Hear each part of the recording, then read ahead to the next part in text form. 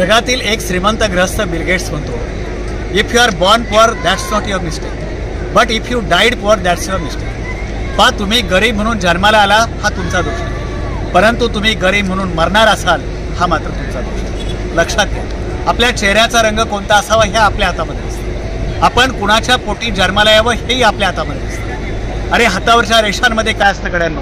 भविष्यात तळहातावरील फोडात, गाळलेल्या घामात आणि अभ्यासानं जागून काढलेल्या रात्री.